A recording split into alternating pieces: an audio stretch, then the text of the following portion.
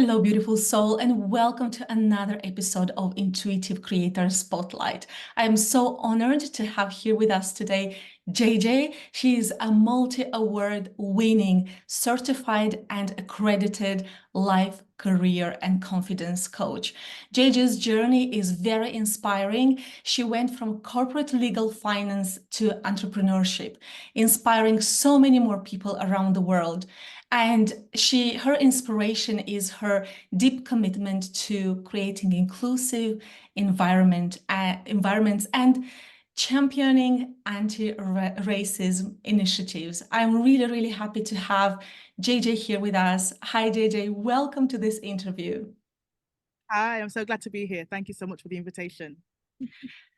It is an honor to have you, and I know that your story is a very interesting one. I can't wait to dive deeper into it and for you to share with us really pivotal moments in your life, because I'm sure it's going to inspire so many of us here. So can you please share with us more about your childhood experiences and what do you feel now influenced you from back then to be on this path in your life? Oh, that's a big question to start with. So, there have been so many influences, some of them not so positive at the time. But one thing that I've learned is everything that we go through on our journey causes you to be who you are now. And so some of the things from my childhood that come to me in this moment was the part that led me to work in anti-racism, for example. I went through a lot of racism in the area that I lived in, and that went throughout my whole childhood. Actually, being the only one who looked like me, being the only one at school for 3 years until my brother came, and the amount of racism that I'd experienced. The same thing with college and university, being the only one in my law A level and being told by the lecturer that I must be in the wrong class, and going to university and again being the only one on my law degree and doing being the only, and how that can make you feel. That was one thing that led me to be a champion, I guess, and to go into anti-racism as a career. And that coupled with the experiences that I had in my corporate career. So I spent 16 plus years working in some of the largest law firms in the world, managing revenue on a global level, managing teams, and helping these law firms to create more profit. And again, going into that sort of industry, I was very often the only person who looked like me. And that comes with a lot of different discriminations and bias and all of those things. And so I realized I could only make so much impact from inside of the structure, that I wanted to leave and create more of an impact outside of the structure. And so that's one of the things that I've been doing. Another thing that I've experienced on the life coaching side was more around my own lack of self-esteem. And I think the racism played a part in that, but also, certain things growing up without a father, a father in my life had a way of influencing how I understood relationships with male and females, and not having that sort of representation in my house had an impact on me.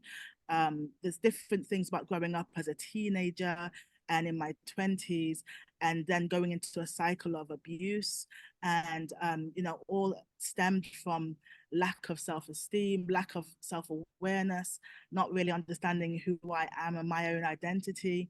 So all of these things together played a huge role in me being who I am and operating in the different spaces that I do, because of what my life has brought me through.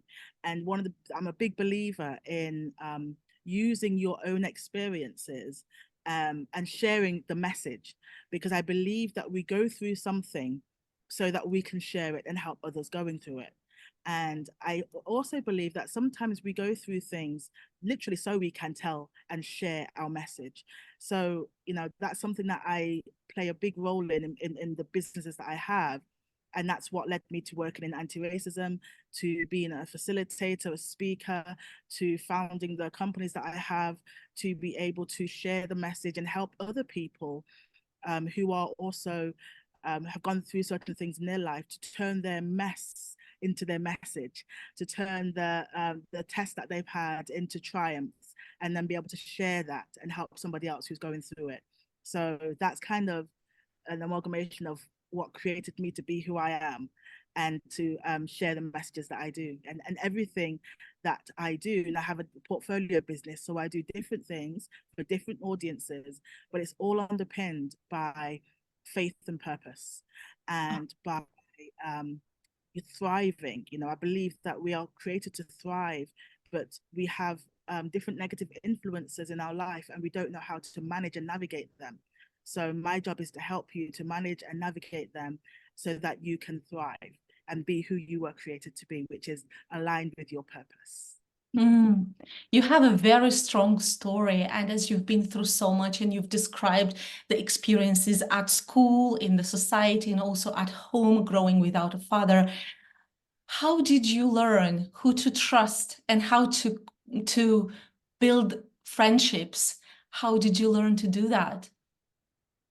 It's funny because at first, growing up as a young child, I'm very, very introverted. So having lots of friends was never really something I had, because I am so introverted. I was the kid that would be at home holding on to my mum's skirt tail, and my mum trying to say, go outside and play with your friends. And I just wanted to be inside. I'm very much a homebody, and I'm still very much a homebody now. But when it comes to trust, I've experienced trusting the wrong people. I've, you know, especially when it comes to relationships, close relationships, and you know, the close friends and the partners that you have, I've experienced trusting the wrong people, and then going through a period of my life when I just I'm not trusting anybody again, and then holding back that. But then what I realized is, you know, if you're going to be on a healing journey, you have to be able to be vulnerable. And that vulnerability is something that I was very scared of. It was a fear that I had. And I guess coming out of some of the situations that I had in my life, which is mainly the abuse that I'd gone through, in order to heal from that, I had to be willing to be vulnerable and be willing to trust. And so I guess what I'm trying to say is, the understanding of forming friendships and being willing to make new friends, it came for me later in life. It came to me after I'd gone through certain hardships, and I am cautious of who I bring into my life. And I guess that's also because I value myself so much more. I value the people in my life. I value how people feed into my life. And so having that sort of scope of recognizing value and recognizing the love that I have for myself and for others, and the willingness to be able to be vulnerable, to create and invest in other people, is what's helped me to be able to make and nurture some beautiful friends. And it's a completely different way that I make friends now than I did when I was, you know, younger. And Mhm. I also I lived in Dubai for 8 years, and that was a whole different ball game, because in Dubai, you know, when you leave and you move to an expat country, then you learn to make situational friends, and that's a whole different type of friendship as well. And so I guess understanding that and understanding how to make different relationships, and then going through the struggles that I've had, it's really formed a way for me to connect with people. And the way I do it is I just share who I am. I just be who I am. I can only be the best me that they can be. And if people connect with me, then you're my people, and I'm good with that. But I'm not trying to be anybody else. I'm not trying to impress anybody. I'm not, you know, another thing that I struggled with was being really defensive. And as I progress in my journey, I realized that I don't have to defend myself. And so I don't need to defend myself against anybody. I can just be me, be the best me that I can. And if I can attract people with my energy, then that's job done, you know. And so if I can put my energy out there, that's how I'm going to make my friends, make my relationships, and let people be attracted to the real me rather than to the mask that I used to wear, right? And I think that's really key, because a lot of us wear a mask, and we almost become somebody in order to create friendships with people. And when that mask is taken off is when you feel vulnerable and afraid, and then you worry if that person is going to like you without the mask. And I went through all of that and came to a place where if I just don't wear the mask, then I'll know a lot quicker if people like me or not. Oh, You know, yes. if people don't like me, then that's also okay, because I like myself enough to know that I don't need to please everybody, and not everybody's going to like me. And I don't like everybody either, you know? So that's kind of my journey on making connection with people.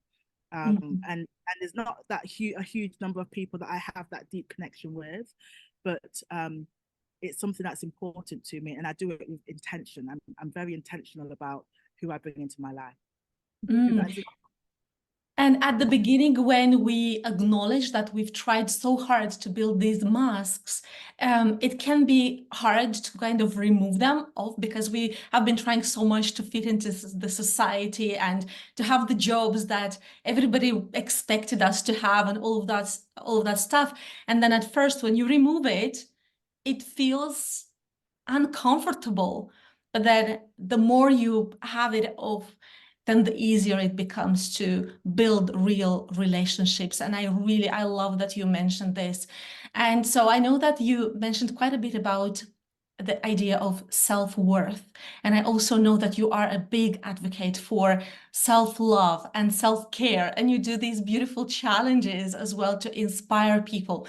Where did this start from? How did you get inspired to do this for yourself and others? This came from the fact that I didn't understand what self-love was. I never thought about it. And that's one of the things that led me to being in the violent and volatile relationship and being in that abusive situation, because I was wearing a mask and trying to be something that I thought people wanted me to be. And then I ended up in the cycle of abusive relationships, and emotionally abusive, physically abusive. And I got to a really low point in my life where I was considering, in fact, not, I wasn't considering, I was planning, um, you know, am I going to stay alive? I was planning, what am I going to do here? Because I was at the lowest point in a very violent and volatile relationship, and I didn't want to be alive anymore. And as I'm there planning how I can take my life, I heard a voice in me saying, because as I'm going through and I'm being kind of victim mindset, because I was a victim of course, of abuse. And I'm saying to myself, why can't anyone love me? Why doesn't anyone love me? Why is it that people only want to hurt me? Why does no one choose me? And when I said that, this voice said to me, why would anyone choose you when you've never chosen yourself? And that was life changing, because I stopped and I thought, choose myself. And I began to think, well, what would that look like? How do I choose myself? And then I said, okay, if I'm going to give myself another shot, I'm going to see what it can be like if I choose myself. And so one of the things that I did was I created this mantra, and I created, ways to choose myself and what I thought it might look like. And even to this day, every time I wake up and I do my morning routine, one of the things I say is, how am I going to choose myself today? And that, I believe, is one thing that saved my life, because I realized that I could choose myself. And that would mean, how do I love myself? And you can't just go from self-esteem to self-love overnight. There's a process.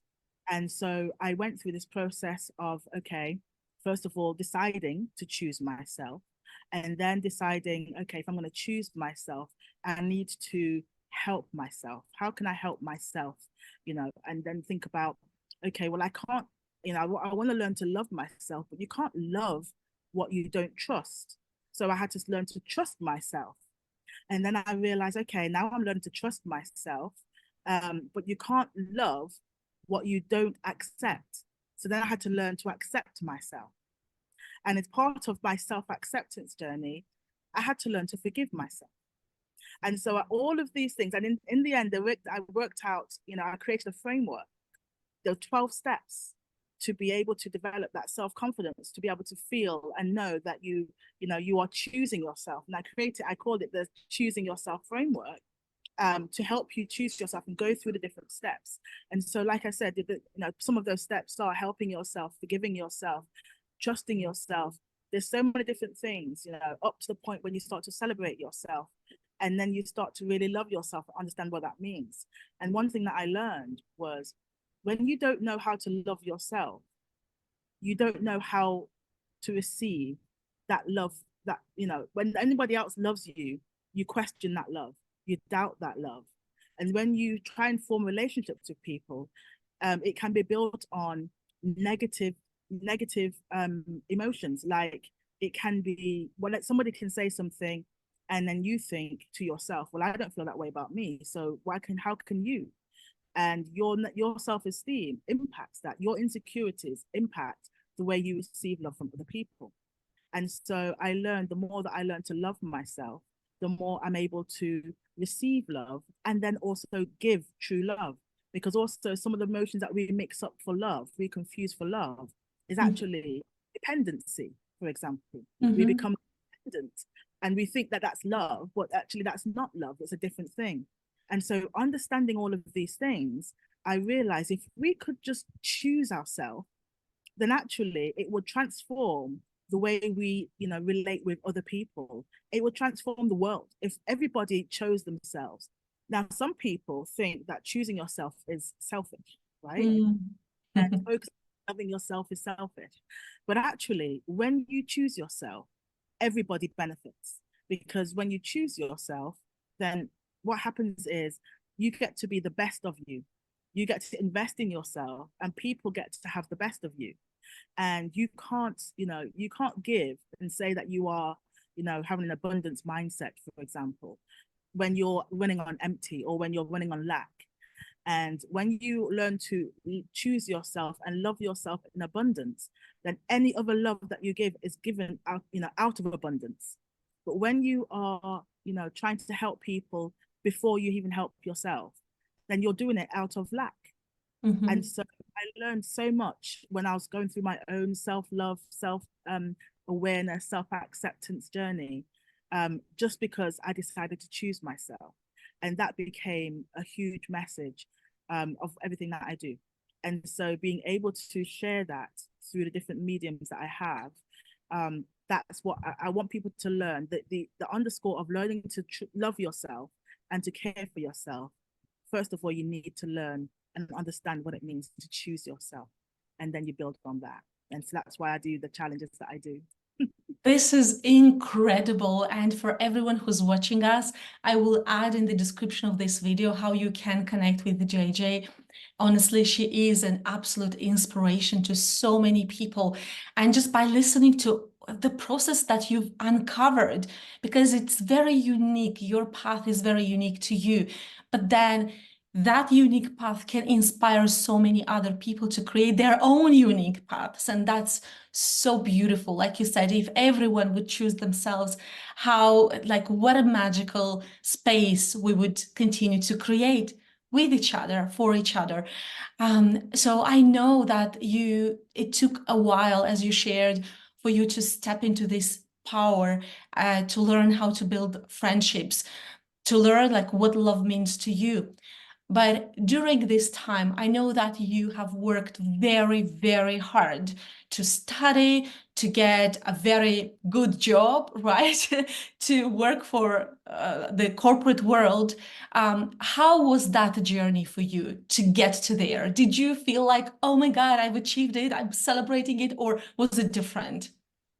You know what's funny is that at the time I was, striving, and I loved my career. My corporate career was, I'd gone so high in my corporate career. So a little bit about that. I studied law, and studied law for a long time. I have 2 legal degrees, and at first I wanted to be a lawyer. And then I realized, actually I don't want to be a lawyer, but I'm interested in justice, and I'm interested in these things. But then I went into legal finance, and that was kind of a mistake. It wasn't a plan. I just kind of fell into that career.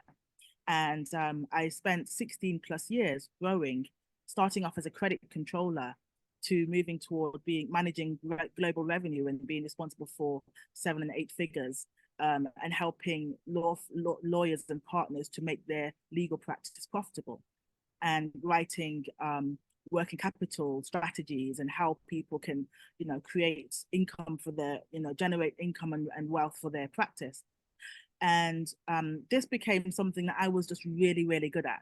I was exceptionally good at this. And this career took me from the UK, from living in studying in Birmingham in the UK, moving to London, to at that point was the third largest law firm in the world, and then deciding I wanted to, leave the UK and moving to Dubai, and then doing that in different firms in the Middle East. And my career, I was, exceptionally, good at my career and really able to have create an impact.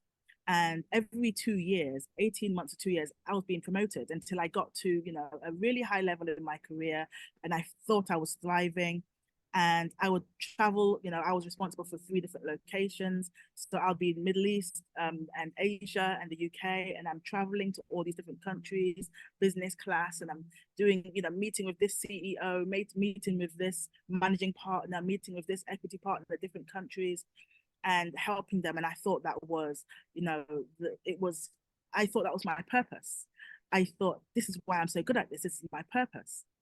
And so I was really happy in that. But then what happened for me was, as I went through my personal challenges, the abusive relationship was a big pivotal moment, because as I came out of that, and I went back to what I thought would be my normal life, and I'll be happy again. And I realized I was seeing everything from a different lens, because when you go through something traumatic or challenging, then it changes you. Your values change, your non-negotiables change. And I came through this relationship deciding, okay, I've gone on this self-love journey and this self-discovery. And I go back to my job and I realize I don't want to make rich people richer. That's not what I feel like I was created to do. I'm not called, that doesn't align with my values. And I thought, but I'm so good at it. This is my purpose because I'm so good. And then realizing that actually just because you're good at something doesn't mean it's your purpose. And that was a highlight for me, because that meant, well, how do I go about finding my purpose? How do I go about, if I'm really good at this, what does it mean? And I realized that I learned all of these skills so that they would help me in my purpose. But I had to be courageous enough to take action to figure out what my purpose was. And when I leaned into it, I had this burning desire to start my own company. At the time, I didn't know what sort of company. I just knew that I was supposed to do this. However, I had this fear that there's no way, like, who are you to have a business? Like, I'm just some young girl from Nottingham. How am I going to have a business? Who's going to listen to me? And the reason why I'm so good in my job is because I'm working for these big global brands. But for me, little Joanne, to start her own company, who do you think you are? And I had that voice in my head for 10 years. And then when I realized that, yeah, I'm doing good at my job, but this is not for me, the only way I was able to uncover my purpose was to take a big courageous step and to lean into that fear and start my own business. And then as I started my own business, don't forget, I still wasn't sure that was my purpose. I wanted to, I was like, let me try it. And as I went into I started coaching, and I had my first few clients. And then I had this thing where I was like, I'm supposed to be here. This is it. I know. And I was able to use the skills that I'd honed over the last 16 years in my corporate career. I was able to use the experiences from, the different relationship I had, from the childhood racism that I had, everything that made me me. I was able to put it to use in my new career working for myself. And I was like, oh, wow, this is my purpose. And everything that's happened to me in my life was happening to me for this moment. And being able to turn that into a message to share with people through the different mediums that I have. So sometimes I talk about, I do career coaching and executive coaching, leadership coaching, and I work with some big organizations, some very big brands, and I help them with transitions. And then I work with individuals, individual entrepreneurs, and I have a business that works specifically for coaches and consultants, and I help them with turning their message into their business, monetizing and starting their business. Then I work with individuals or people who are going through transitions about in their life, like I did, who are saying, I've come through this trauma and I don't know who I am anymore. Or I'm going through, this situation, I've gone through a divorce, or I'm now in a place where I've got empty nest syndrome, my kids have left, and I don't know who I am as a 45-year-old woman anymore. And so all these people, and I realized that you're all going through transitions in your life, and everything that's led you to this transition is what's about to make you. And so all I need to do is help you to learn how to use that and step into your purpose and give you the confidence, or help you to unlock that confidence so that you can go and do what you were created to do. But every transition that you've gone through is leading you to this moment. And so, that's I guess is where I am, and how my career has transitioned, starting from the corporate side and then realizing that that was where I was supposed to get my skill set, but that's not where I'm supposed to lean into my purpose. And while I was in it, I was thriving and I was happy. But then I got to that point where I was no longer thriving, I was no longer happy. I was still good at the job, but then how do I turn that desire and the willingness, the desire to thrive into my purpose journey? And so my corporate career led me directly to where I am. And that's another thing that I help people to transition out of their corporate careers, to transition out of their current situations, to do the things that they were born to do and purpose to do. That's a big part of my business. And I know how passionate you are about this, especially that you have been through your journey. You've seen the transformations that you can create with all the skill set and all the experiences, good or bad. You can put them all together and work with them. And it's changing the energy around you, but everything starts from within, isn't it? And then, like you were describing, you stepped out of that abusive relationship, and then you realize that your career is not what you actually want to do. It's like everything like a domino effect, and it can be quite scary, like what is happening? Nothing is working, when in fact is like everything is actually creating space for something better. And that is how we grow, really. That is how we go through this journey. And I know now that you inspire so many, as you mentioned, you have different companies and you help people in different ways, but you also help them go through these big transitions and transformations. And with all of this, I also know that you committed to helping a school in Ghana, and I can imagine that this is really coming from your heart. How did you come up with this idea, or how did this happen so that you help that school there? Oh, it's a crazy thing. So actually it started with um I worked alongside my uncle, is my mentor, my greatest mentor. And I followed him, and he was a missionary in Ghana at this point. And I was somebody who, he used to be a youth worker in the UK. And so I would also follow his footsteps and went into youth work. And so when he went to Ghana, I would travel to Ghana to go and see him. And I can remember he sent me a photograph of a big plot of land and said, I want to build a school here. Are you in? And so I was like, yes. And then what I realized was it was actually my grandmother and a couple of her friends who went to Ghana, and they're driving along this, huge road through the village, and they saw a lot of kids playing around in this field. And my grandma and my uncle stopped in the car and asked somebody who was like the chief of this village, why are these kids not at school? And the chief said, there's no education in this area, there's no school in this area, so there's nowhere for these children to study, to go to school. And so my grandma and my uncle said, we're going to build a school. we're going to build a school. And at that point, they had no idea how to, And so when I got this photograph sent through the post of this land, that's when I got on board, and I was like, yeah, I want to build be part of this. And so that's what happened. And that was actually, I was a student at university. This was 22 years ago. And so 22 years ago, I'm part of this team that's building this school. And when we built the school, there were 36 children. So they just came, they walked for hours to have access to education. And so they started off 36 children. And do you know what's amazing is now there are around 250 students in this school. Wow. Traveling for miles. There's no public transport that's taking them there.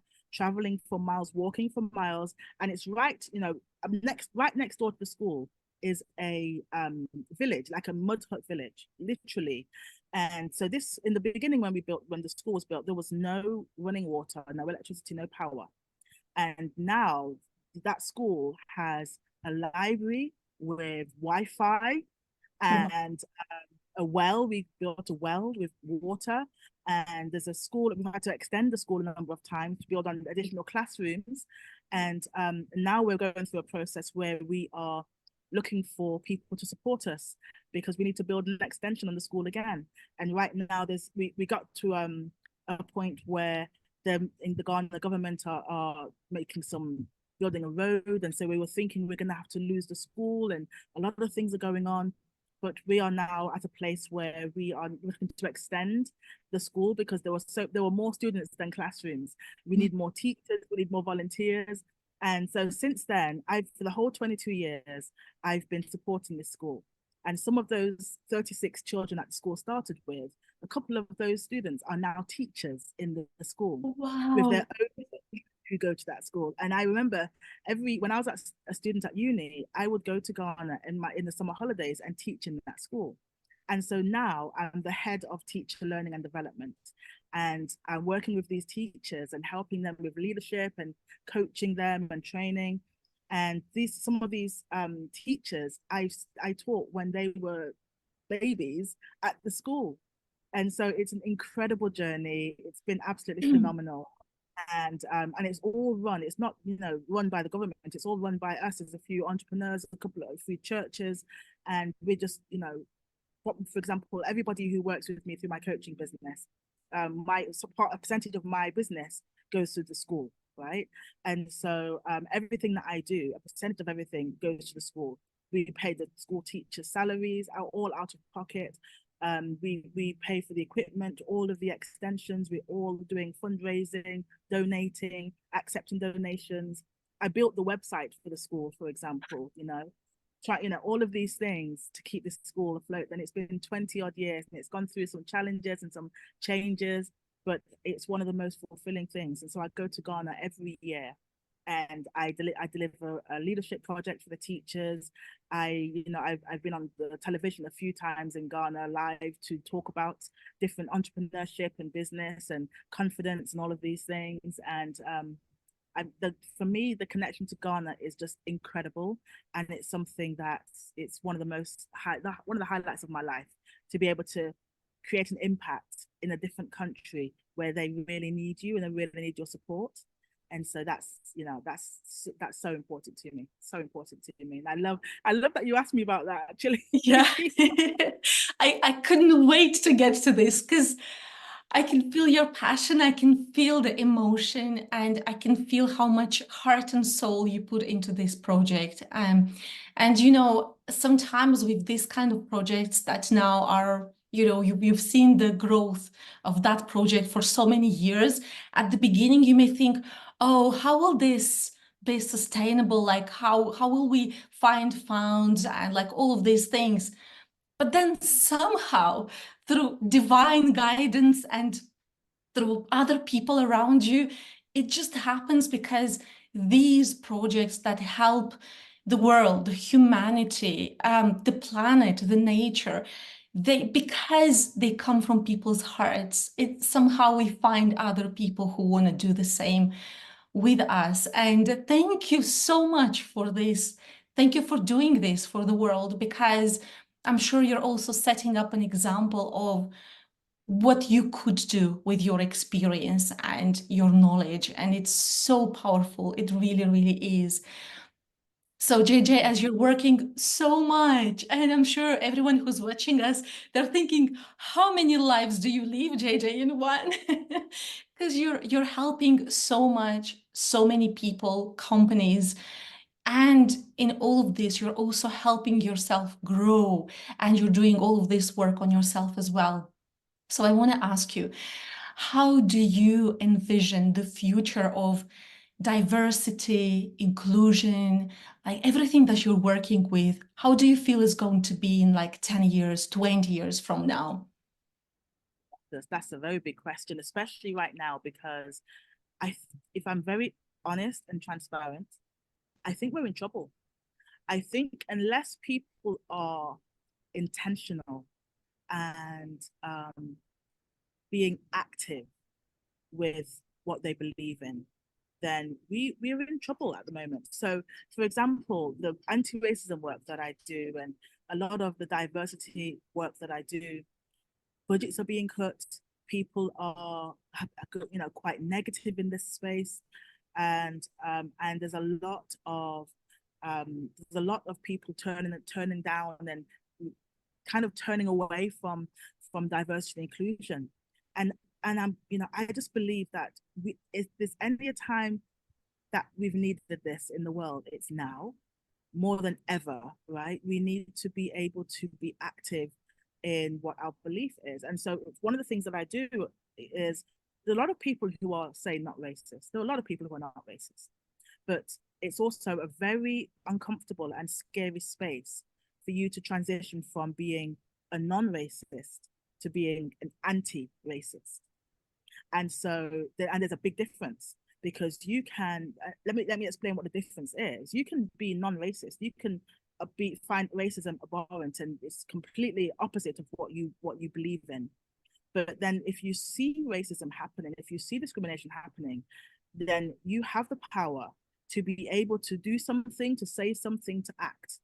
But a lot of people don't have the courage, or maybe sometimes they don't even have the words to know how to stand up in that space and be active and play an active role in being an advocate for somebody. And it's not just racism, it's all different elements of inclusion. People who are being discriminatory against anything, you have the power to be an advocate. And I prefer to use the word advocate than ally, because ally sounds more like war. Yeah. And if you're an advocate, you can use all the privileges that you have and the knowledge that you have and the desire for a peaceful world that you have to create a change. But sometimes we don't use the courage in order to do it. And right now, the world needs the most courageous people to stand up and support the world and support the people of the world. Because right now, I feel like there's a big, we're regressing in terms of inclusion and diversity. The world is becoming more diverse. The world is becoming more diverse, but attitudes are regressing, and people need help and support now more than ever. And this is why as well why I work with and support a lot of coaches, because I just believe that coaches, entrepreneurs are the people who are going to change the world. It's not leaving it down to governments and corporations. It's me and you. It's the people we work with and support. It's us that have a responsibility that can change the world, that can use our platforms and the different ways that we start run our business to create a change. And if we don't do it, if we are unable to be courageous enough to turn from being non-discriminatory, non-racist, non-sexist, if we don't have the courage to turn from being non to being anti, then we're still going to stay in trouble. And the anti part comes when you are active, when you are taking action against racism, against sexism, against, if we are able to be courageous enough and to share this message about being courageous and choosing yourself as well, because when you choose yourself, you can choose others. When you choose yourself and you love yourself so much more, you love other people so much more. And so if we can do that, then we can save the world, we can save ourselves. But right now, the way that the world is in, the state that the world is in, we're in trouble. We are in trouble. And a lot of it is because people are choosing income over impact. People are choosing income over integrity. People are choosing profit over purpose. And I think if we can dig our heels in a little bit and stand for something and recognize, that we, as people, we are all connected. We are all connected. We all have a purpose to do something. And I believe the biggest way that we can operate in our purpose is to recognize that we all have a contribution to play. And if we all, played our contribution, if we all did something, then we can create ripples of transformation, of change in each other, but in the world. And so, the way the world is right now, we need change makers. We need change makers who are willing to stand in that discomfort and be courageous enough to create change. Because if we don't do it, then we will continue regressing. And this is the state. This is what I've seen in the anti-racism, the DEI practice that I run. I've seen this. So it's so evident that organizations are cutting budgets, are cutting. There are organizations where the whole DEI team has been made redundant and they've been let go. And so now there's less representation. There's less people who are being advocates. So I feel like, we as entrepreneurs, coaches, consultants, we are the people who can create a change. We have, some of us have big platforms. And if we can see past using our platforms for our own profit and income to actually focusing on purpose and focusing on creating a contribution and a positive impact, then we can change. We can change how the state of the world is now. We have power when we work together to do that. So it takes a lot of courage, and a lot of courage, a lot of heart. And for me, that's what I want people to come together, to be courageous enough to that's why I want to help people to use what you've gone through to turn that into a message to help other people. And if we can do that, then we can change the world. Big dreams, right? But I believe it. Yeah, and how blessed we are to have people like you, amazing change makers who have this courage to go forward and speak up and share your story and inspire so many other people. And I thank you so, so much for being here and everywhere you go to share your message, because it is incredibly valuable. And as we're wrapping up this episode, JJ, is there anything that you would love to share with everyone who's watching us? Anything that just comes to you as a piece of inspiration, or just any kind of messages that you'd like to share? What I want to say to people, a lot of people come to me for coaching, and a lot of people struggle with confidence. And I want to say something, and it's very simple. And people think that confidence is a trigger. You need to feel confident before you can share your message. You need to be confident before you can start your business. You need to be confident before you can do certain things. And that thought that you need to be confident first can stop and has stopped so many dreams. It stopped so many people in their tracks. And I wanted to encourage people to say, you don't need to be confident first. You need to be courageous, because the formula for confidence is courage plus action equals confidence. Courage plus action equals confidence. So if there's something that you need to do, you got to be courageous and be willing to do it afraid. And when you do it afraid, your confidence will start to build. And the next time you do it, you'll have more confidence and less fear. So confidence is not the trigger. Confidence is a result. Okay. Courage is what you need first, and then confidence is the result. And I believe also that if you can step into that courage, and if you're willing to be vulnerable enough to be who you were created to be and to walk into your purpose, then you have power that you can't even imagine. Everything that you've gone through in your past has led you to this moment where you're listening to this interview, and you are now being primed to walk into your purpose. And I want you to be courageous enough to do that. So that's what I want to say to everybody. I also just want to share that, I know Stella is going to share my contact information. And I want you to know that I give so much. I do a lot of, free workshops and free trainings all over different platforms and social media. If you have fears that you're struggling with, then get in touch with me, and maybe I'll be doing a free workshop at some point. I'm doing a huge seminar here in LA in April around your divine purpose and your divine identity. There's so many things that I'm doing to help you with this, that you don't have to stay alone and wondering. Reach out. And I have a number of different programs as well that can also support you. So don't stay in a place of fear or stuckness when there are so many people who are willing to support you. That's what I want to say. Thank you, thank you, thank you a million times. I'm so honored and blessed to have you here today. I'm grateful, and how lucky am I to be connected with you, and also even luckier that we met in real life as well. And that was a beautiful experience. That was a moment.